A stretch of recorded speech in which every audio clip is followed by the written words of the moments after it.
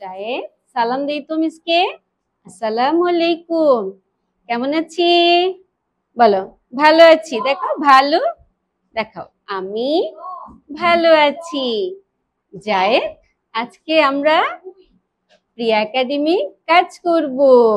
প্রিয়া একাডেমিকে sorting করব। ঠিক আছে? আমরা দুটি বস্তু থেকে একটি বস্তু আলাদা করব। জায়েদ, আলাদা করি। রাবার রাখি।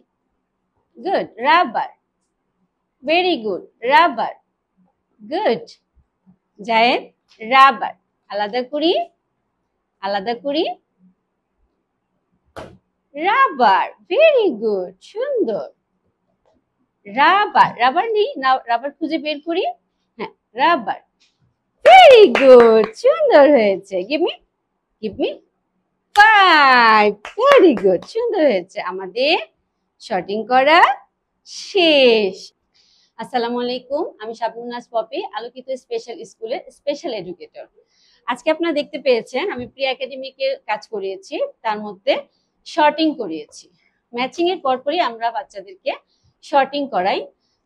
শর্টিং এর মধ্যে বিভিন্ন ধরনের বস্তু নেই, যেটা হচ্ছে প্রথমে আমি যেমন রাবার আর বোতলের মুখ নিয়েছি। এখানে রাবারের সাথে শার্পনার থাকতে পারে, পেন্সিলের সাথে রাবার থাকতে পারে, যে কোনো ছোট ছোট বস্তু অনেকগুলো দিয়ে আমি তার সামনে দিলাম এবং তার যে কনসেপ্টটা কতটা ক্লিয়ার আপনারা দেখতে পেয়েছেন।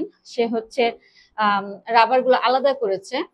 ও কিন্তু আমাদের স্কুলে যখন ও প্রথম আসছিল এগুলো কিছুই পারতো না, ও ম্যাচিংটাও পারতো না। এখন আল্লাহর রহমতে ম্যাচিং পারে, তারপরে এই যে শর্টিং পারে, কোনটা কোন বস্তু সেটার নামও সে বলার চেষ্টা করে।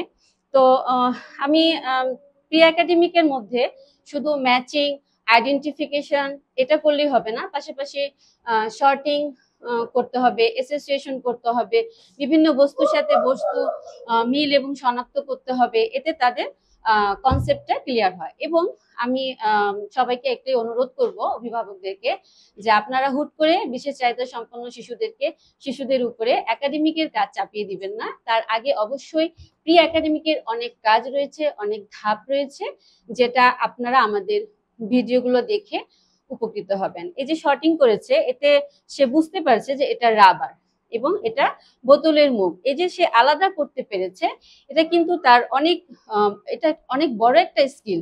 প্রি একাডেমিক এটাতে সে যদি সক্ষম হয়, তাহলে সে কিন্তু একাডেমিকের কাজ খুব দ্রুত ধরতে পারবে।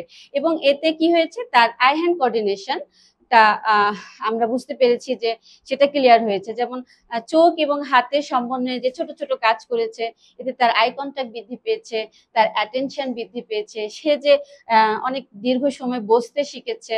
এগুলো এগুলো ধাপটা পূরণ করে তারপর আপনারা একাডেমিক কাজে যাবেন। ধন্যবাদ সবাইকে। আসসালামু আলাইকুম।